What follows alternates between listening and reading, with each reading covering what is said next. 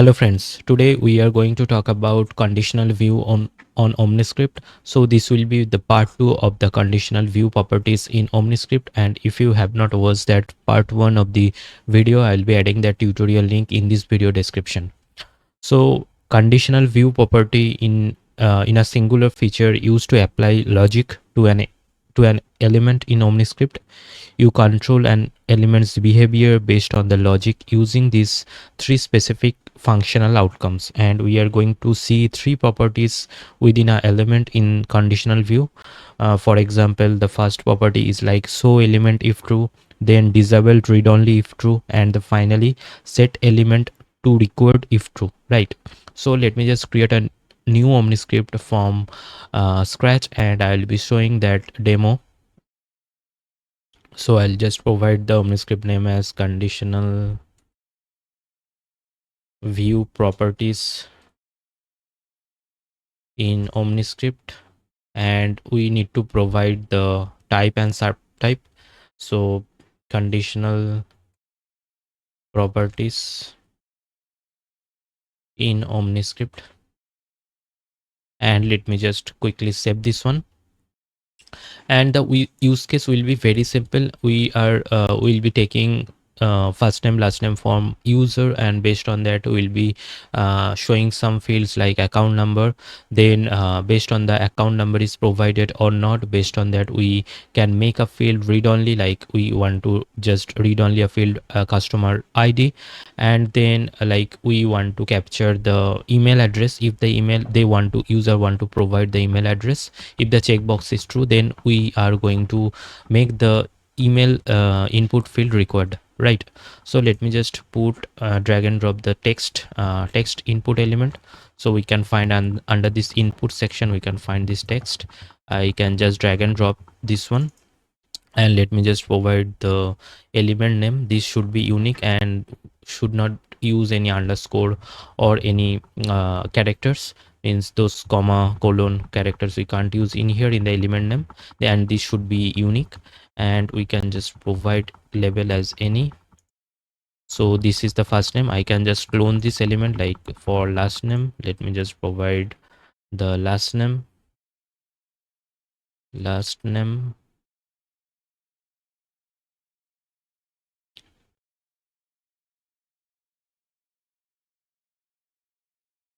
Okay, and let me just make it required. So let me make it both of them required. So let's see the first use case. So whenever the user is providing the first name and last name, so whenever these two fields are populated, one second, this is first name is required and last name is also required. So whenever this first name and last name is provided by the user, then we want to display another field which is account number, right? So let me just copy okay, let me just add the number input in here. We can just drag and drop the number input, and let me just provide the name as account number and label as account underscore number. And if I just scroll down a little bit, we can see this conditional view section, right? And in the conditional view we can see different properties in this conditional type. And if I just click on this pick list, we can see these three properties are being there, right? So element if true.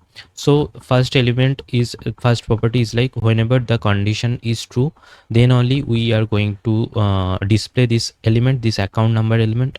Disabled read only if true, so we are going to disable the read only field if the condition is true, logic is true. And the final property is like set element to record if true. So whenever the logic is met to true, then we are making the element as required, right?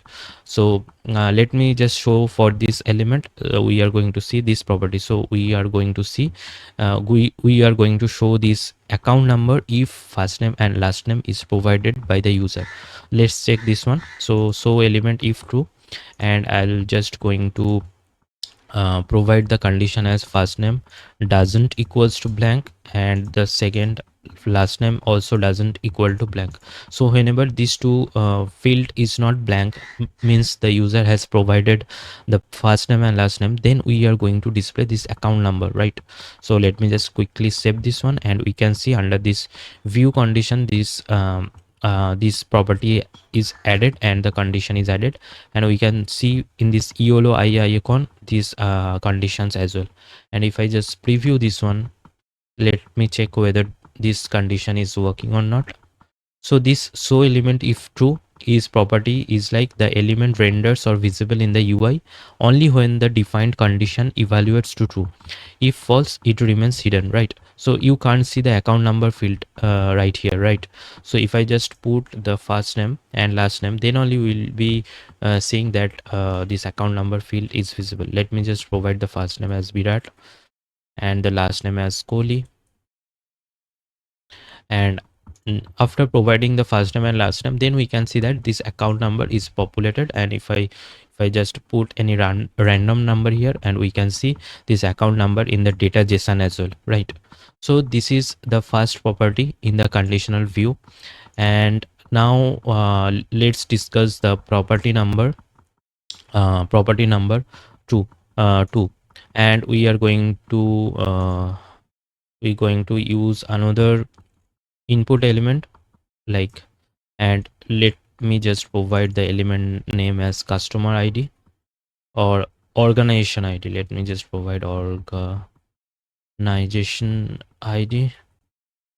So this is like a default ID for across for all the users, and organizational ID. And let me just provide a default value org 0009, right?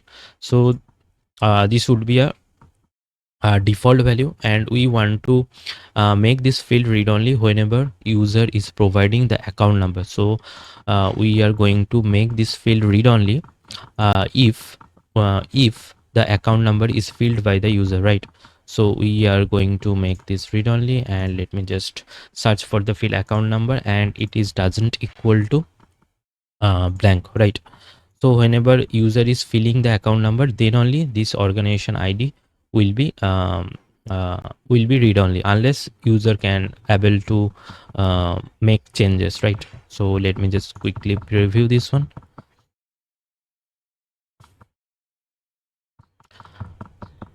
Okay, somehow the default value is not showing. Let me check the design 1 second. Organization ID, default value somehow not updated. Org 19 conditional view is updated properly. Let me just preview it again. So disabled read only if true is nothing but the element's read only status is disabled if the condition is true, right? And if false, the element becomes read only. So currently this default value not rendering. Let me just refresh this page once, then we are going to update the default value.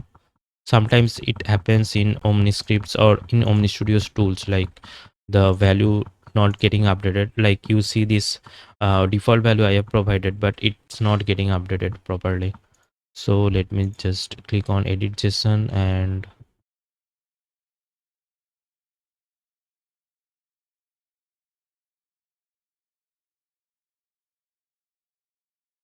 default value is not getting updated. Okay, now it's got updated, right? So we can see this value. Now let me just, and we can see this value, right? So we are seeing this value as read only, right? So this is how the read only works. Like the elements read only status is disabled if the condition is true. If false, the element becomes read only. So currently the account number is not provided by the user, that is why it's showing as read only. And if whenever the user is providing the account number, then only it will be like in edit mode, right? And if I just provide the first name as Rohit Sharma, and after providing the account number, for example ACC we are providing this number, this one. So after providing the number, we can see the user is able to now update the organization ID, right? So this is how it works, the read-only property in that conditional view. And let me just talk about the final property, which is set element to required if true.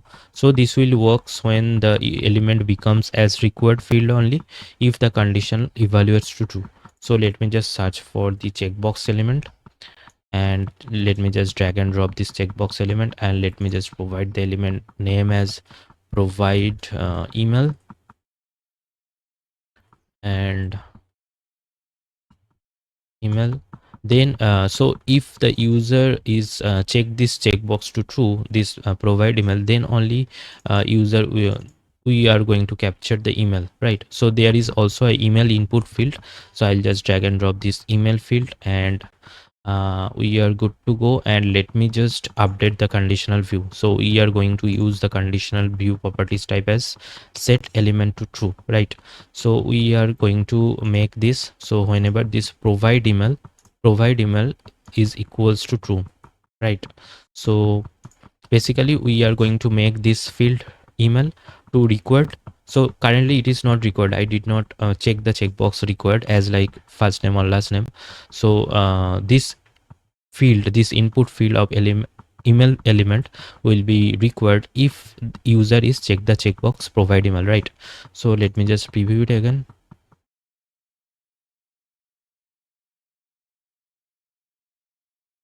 and let me just click on. So currently you can see this email checkbox is not as required, it's not showing as required, right? But if I just click on this email checkbox, this provide email checkbox, we can see that this is getting required, the red asterisk is getting added, right? So if I just uncheck this one, we can see that this red asterisk required is getting removed. So this is how it works simply. So hope you this will be helpful for you. This is we are regularly used in Omnistudio development in our real-time projects. This conditional view properties is very much useful. We can use the set values, key value pairs, the key in this conditional view as well. We can use merge syntaxes as well in this conditional view. And if you like this video, please do like, share, subscribe my YouTube channel. I'll be adding more tutorials on Salesforce, Omnistudio, Data Cloud, and Agentforce topics. So please stay tuned, and thanks for watching.